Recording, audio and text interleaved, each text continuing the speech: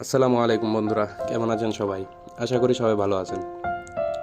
আজকে চলে এলাম আমাদের 10 নম্বর পর্ব নিয়ে, রুমমেট গল্পের 10 নম্বর পর্ব। কালকে 9 নম্বর পর্ব অবধি বলেছিলাম।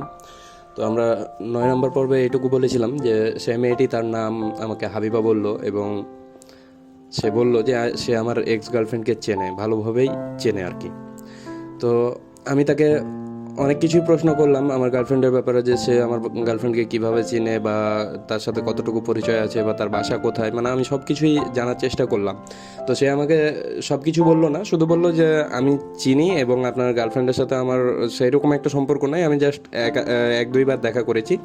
এবং আপনার যে মানে ও যে আপনার এক্স গার্লফ্রেন্ড, এটা আমি আপনার মুখ থেকে কিছুটা শুনলাম, আর আমার বন্ধু আমাকে যে মানে যে ভালোবাসার গল্প শুনিয়েছিল, আমি তাদের গল্পের উপর ভিত্তি করে আমি আপনার আর তার মানে বুঝলাম যে সেই আপনার গার্লফ্রেন্ড, আর আপনি তার সেই বয়ফ্রেন্ড, যাকে সেও কোনোদিন চোখে দেখেনি, এবং তার বয়ফ্রেন্ড যেমন আমি শুনেছিলাম যে তার বয়ফ্রেন্ডও তাকে নাকি কোনোদিনই দেখেনি। তো আমি ওই গল্পের অনুযায়ী আমি এইটুকু বুঝলাম যে সেই আপনার গার্লফ্রেন্ড। তো আপনার টেনশন করার কিছু নাই, আমি যেহেতু সব কিছুই জানি, সো আমি চেষ্টা করব যাতে আপনাদের আবার মানে ব্রেকআপ থেকে প্যাচ আপ হয় আর কি, আপনারা আবার একসাথে থাকতে পারেন, বা এবার যদি দেখা হয় তো অবশ্যই আপনার সাথে আমি দেখা করাবো। মানে যত রকমের প্রতিশ্রুতি দেওয়া লাগে সে সব কিছুই আমাকে দিল। এবং লাস্ট ফিনিশিং এখন দেখছি ঘটি কাটায় অনেকটা বেজে গিয়েছে আর কি, আমার ডিউটির টাইম হয়ে গেছে। আমি তাকে বললাম যে আচ্ছা ঠিক আছে, আজকের মতো এখানেই সমাপ্ত করেন, আমার ডিউটির সময় হয়ে গেছে। তো বললো যে আচ্ছা ঠিক আছে, যান, কোনো ব্যাপার না। আর আসার সময় একটু তাড়াতাড়ি আসেন, কোনো জায়গায় আড্ডা দিয়েন না। আমি বললাম কেন? বলছে আজকেও একটু ঘুরতে যাব। তখন আমার মনটা একটু মানে খারাপ হলো, আবার ভালো হলো, কারণ যে তাকে আমি এখন আমার গার্লফ্রেন্ডের ব্যাপারে বলে দিয়েছি, এবং সে জানে যে আমি অন্য কারো বয়ফ্রেন্ড বা আমার কোনো গার্লফ্রেন্ড আছে, এটা সে জেনে গিয়েছে। আর আমি তো তার ব্যাপারে এখনও অত কিছু জানি না। তো যাই হোক, এখন তার সাথে ঘোরাঘুরি করা মানে আমার গার্লফ্রেন্ডের কাছে কালার হওয়া, মানে সে যে আমার গার্লফ্রেন্ডকে বলবে না তারও তো কোনো মানে নাই।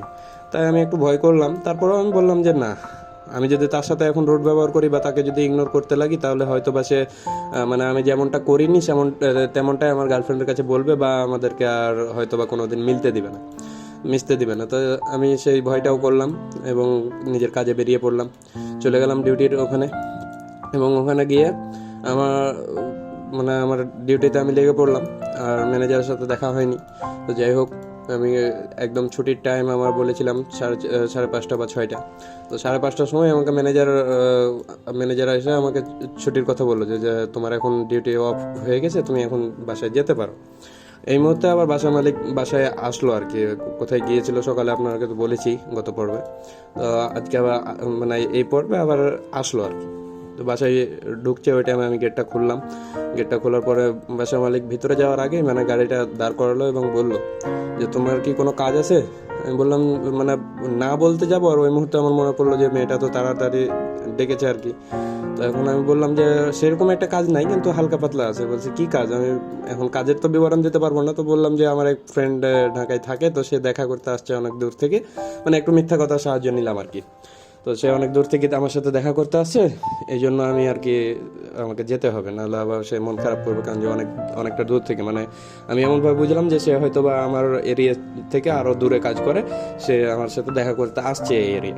তো মালিক বললো যে আচ্ছা সমস্যা নাই, তুমি তার সাথে দেখা সাক্ষাৎ করো এবং রাত্রে একবার এসে আমার সাথে দেখা করিও। তো আমি মানে একটু কনফিউজ হলাম যে আমার চাকরিতে একদিন মাত্র হলো, এবং আঙ্কেলের সাথে দেখা হওয়া হয়তো বা 3 দিন হলো, কিন্তু আমার চাকরিতে একদিন। আর একদিনের ভিতরে আঙ্কেল আমাকে আমাকে দিয়ে আবার কি কাজ করাবে না কি বলবে, আমি তো কিছু বুঝলাম না। আবার এটাও ভয় করলাম যে হয়তো আমার ব্যাপারে রিপোর্ট পেয়েছে যে আমি মেয়ে নিয়ে কোনো জায়গায় থাকি, তার কারণে হয়তো বা আমাকে চাকরিচ্যুত করার জন্যই ডেকেছে।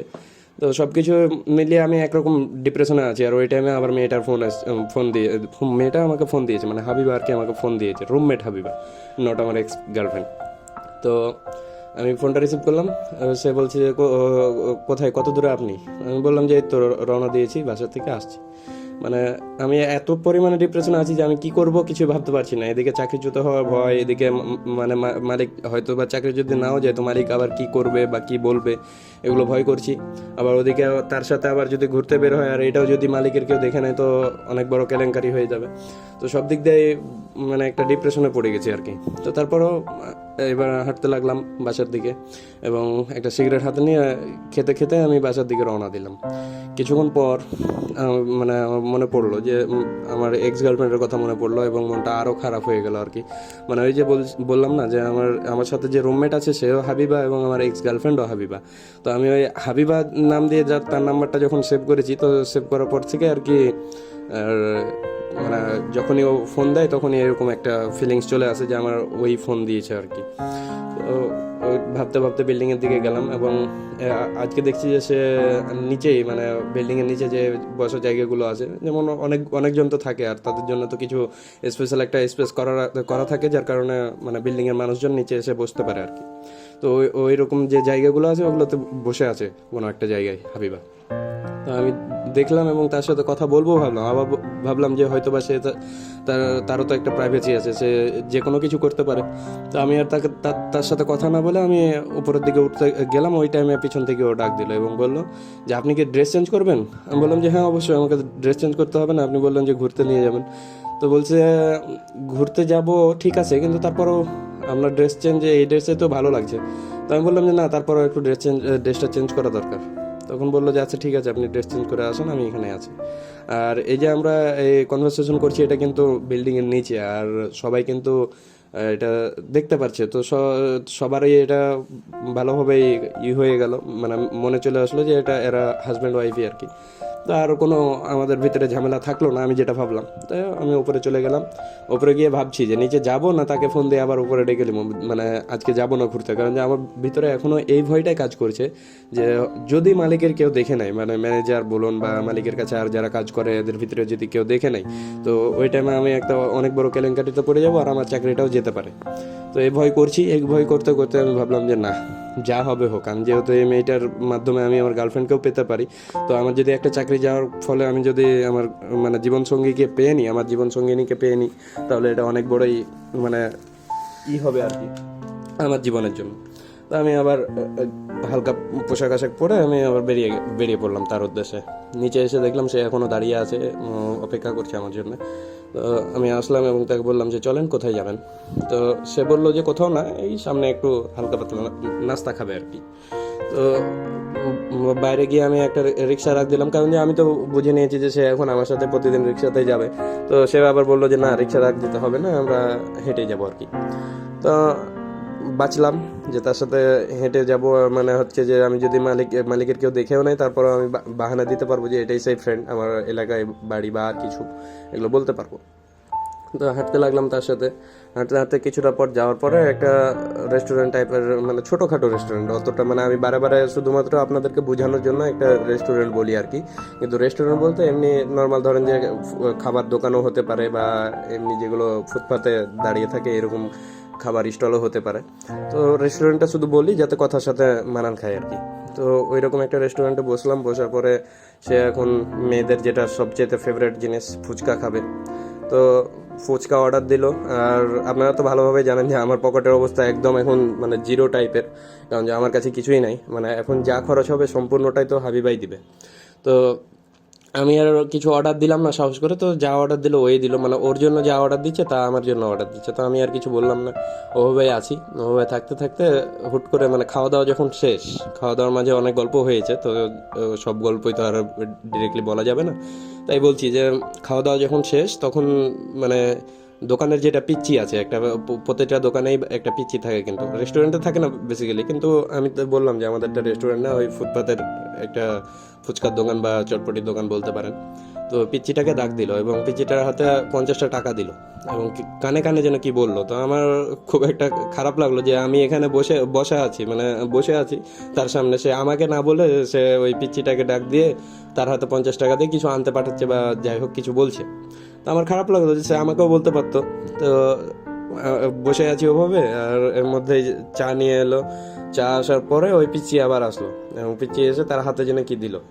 আর চা খাওয়া প্রায় শেষ হবে, ওই মুহূর্তে মেয়েটি আমাকে, আমার ফেভারিট যেটা আর কি, আর মানে আসলে যেটা হানিকরক বলা হয় হিন্দিতে, আমি বাংলাটা বললাম না, তো আমাকে আমার ফেভারিট সিগারেট দিচ্ছে। মানে বুঝছেন কি যে ওই মেয়ে আমার জন্য সিগারেট আনতে পাঠিয়েছিল। এখন সে জানলো কিভাবে, আপনারা বলবেন যে সে জানলো কিভাবে যে আমি সিগারেট খাই। ভাই একটা জিনিস আপনারা আশা করি সবাই জানেন যারা সিগারেট খান বিশেষ করে, যে আপনি যদি সিগারেট খান আপনার ফ্যামিলির প্রত্যেকটা মানুষ জানবে শুধুমাত্র আপনার শরীরের গন্ধ অনুভব করে, কারণ যে তারা আপনার সাথে বসবাস করে। আর অলরেডি 3 দিন বা 4 দিন যাবৎ আমি ওই মেয়েটার সাথে আছি। আমি প্রায় সিগারেট খাওয়ার পরই আমি, যেমন কিছুক্ষণ আগেও আমি যখন ডিউটি থেকে আসছি তখনও সিগারেট খেতে খেতে এসেছি। আর ওই সিগারেটের গন্ধ একটু হলেও মানে মেয়েরা কিন্তু অনেকটা, মেয়েদের নাক কিন্তু অনেকটা জোরালো হয় আর কি, তো মেয়েরা ওই সিগারেটের গন্ধটা পায়। তো মেয়েটা আমার হাতে সিগারেটটা দিয়ে বলছে যে আমি জানি যে আপনি সিগারেট খান, এই জন্য আমি পিচ্চিটাকে দিয়ে আপনার জন্য সিগারেট আনলাম। তো এইটা দেখে আমার কিছুটা মানে তাকে আমার গার্লফ্রেন্ডের মতো মনে হলো, কারণ যে আমার গার্লফ্রেন্ড কিন্তু অনেকবারই, 1-2 বার না, কারণ যে সে আমার গার্লফ্রেন্ড জানতো যে আমি অনেক লো ফ্যামিলির ছেলে আর কি। তো এই জন্যই মাঝে মধ্যে আমাকে, আমার ফোন নাম্বারে বিকাশ ছিল, সে আমাকে বিকাশে টাকা দিত এবং টাকা দেওয়ার সাথে সাথে সে SMS এ রিপ্লাই করতো যে এটা আপনার এই সপ্তাহের বিড়ি খরচ বা এই মাসের বিড়ি খরচ, এইরকমভাবে একটা অ্যামাউন্ট দিত আর কি। তো ওটা আপনারা এটা ভাববেন যে হয়তো বা মেয়েদের কাছ থেকে টাকা নিয়ে খাচ্ছি, কিন্তু না, অ্যাকচুয়ালি আমরা ওটা একটা ভালোবাসা, এক তরফের ভালোবাসা, যেটা আশা করি যারা লাভ করেন তারা সবাই বুঝবেন। তো আমি তখন কনফার্ম হয়ে গেলাম যে এটাই আমার হাবিবা। কিন্তু তারপরেও আমার মানে আমি তো তাকে ডিরেক্টলি বলতে পারছি না যে আপনি মনে হয় সেই বা আর কিছু, কারণ যে আমি তাকে কোনোদিনও দেখিনি এবং সে আমার সামনে বসা, সে আমার সাথে একদম মনে করেন আমার গার্লফ্রেন্ডের মতো বিহেভ করছে। এবং লাস্ট যেটা, যে সে আমার জন্য সিগারেটও নিয়ে আনলো আর কি, মানে মানুষকে দিয়ে আনিয়ে নিল। তো সিগারেট আমার হাতে দেওয়ার পরে আমি ভাবলাম যে তার সামনে যদি সিগারেট খাই সেটা অন্যায় হবে। তো আমি একটু উঠে গিয়ে পিছনে, মানে স্টলটার পিছনে গিয়ে সিগারেটটা খেলাম। তো সিগারেটটা খেতে খেতে ভাবছি যে ওকে যে এখন আমি সরাসরি প্রশ্ন করবো যে আপনি কি সে হাবিবা নাকি? তো বা আপনি বা তুমি বা আমার আর হাবিবার মধ্যে কিন্তু তুই তক্কারিও কথা হতো, মানে আমি বলতাম বেসিক্যালি, ও আমাকে কোনোদিনই আপনি ছাড়া কথা বলেনি। তো আমি ভাবলাম যে তাকে গিয়ে একটা ঝাড়ি মারবো। তো আমি যেমন ভাবা তেমনই কাজ, সিগারেটটা অর্ধেকটাই ফেলে দিলাম এবং তার কাছে গিয়ে একটা জোরে করে, মানে ভরা মজলিস একটা, ধরেন যে ওটা একটা স্টল, তো এই স্টলে অনেকগুলোই লোক আছে, অনেকগুলোই কাপল আছে, যেমন গার্লফ্রেন্ড বয়ফ্রেন্ড আছে বা হাজব্যান্ড ওয়াইফ আছে। কিন্তু আমি তাদের সামনে গিয়ে তাকে বললাম, তুই কি আমার সাথে অভিনয় করছিস? সরাসরি, মানে আমি আর কোনো দিকে মানে ভাবাভাবি কিচ্ছু করিনি, তুই কি আমার সাথে অভিনয় করছিস? জাস্ট এই কথাটা বলার পর ভাই আর কি বলবো, তার চেহারার দিকে মানে দেখে আমি নিজেই অবাক হয়ে গেলাম ভাই। তো আমাদের 10 নম্বর পার্টটা অনেকটা ছোট দিলাম, যাই হোক আমি আজকে হয়তো বা রাতে দিতে পারি, কারণ যে আজকে ফ্রি আছি। আমি রাত্রে হয়তো বা 11 নম্বর পর্ব দিয়ে দিব এবং সকালে আমাদের 12 নম্বর পর্বও আপনারা আশা করি সময় মতোই পেয়ে যাবেন, কারণ যে আমি এখন কন্টিনিউলি চিন্তা ভাবনা করছি যে কন্টিনিউলি আমি গল্পের পার্টগুলো দিব। তো সবার কাছে ভাই একটা রিকোয়েস্ট, যে যতজন ভিউ করছেন, আমি দেখলাম যে আমাদের কালকের আমার চ্যানেলের যেটা 9 নম্বর পার্ট আর কি, 9 নম্বর পার্টটা রাত্রের মধ্যে 100 ভিউ হয়নি বোধ হয়, মানে 70 বা 80 ভিউ হয়েছিল। তো 70-80 ভিউ, আমি সবার কাছে রিকোয়েস্ট করব যে ভাই আপনারা সবাই লাইক করেন না ঠিক আছে, বাট আমার মানে ভিডিওটাকে একটা শেয়ার করিয়েন ভাই। যতজন দেখবেন, আমার শেষ পর্যন্ত যতজন দেখবেন বা আমার এই কথাটি অবধি যে আসবেন, যে ব্যক্তি আসবেন, সে অবশ্যই একটা শেয়ার করে দেবেন ভাই, কারণ যে শেয়ার না হলে ভাই আমার কোনো লাভ নেই ভাই। আমি নিজে যদি শেয়ার করি তো সেই শেয়ারটা হয়তো বা আইপি ধরে নিয়ে আমার চ্যানেলটাই বরবাদ করে দেবে। এই জন্য আপনাদের কাছে একটা রিকোয়েস্ট ভাই, আপনারা যারা গল্পটা পড়ছেন, মানে তাদের কাছে কিছুটা হলেও ফ্রি সময় আছে বিদায় আমার গল্পটা শুনতে পারছেন আর কি, শোনার সময় হচ্ছে আপনাদের। এই জন্য আর একটু রিকোয়েস্ট যে আর 1টা মিনিট নষ্ট করে ভাই আপনাদের ফ্রেন্ডের সাথে হোক বা মেসেঞ্জারে আপনার একটা কোনো বন্ধুকে, বা আপনার ওই যে বলেছিলাম যে আপনাদের একটা গার্লফ্রেন্ডকেই একটা মানে কাউকে দিয়ে দিলেন, তো এটা আপনাদের জন্য খুব ভারী কাজ না, কিন্তু আমার জন্য অনেকটা উপকার হবে ভাই। তো ধন্যবাদ সবাইকে, ভালো লাগলে অবশ্যই চ্যানেলটিকে সাবস্ক্রাইব করবেন এবং যারা আমার পার্মানেন্ট সাবস্ক্রাইবার আছেন তারা অবশ্যই ভিডিওটিকে শেয়ার করবেন ভাই আমার জন্য। তো ধন্যবাদ সবাইকে, ভালো থাকবেন, সুস্থ থাকবেন, খোদা হাফেজ, দেখা হবে 11 নম্বর পার্টে।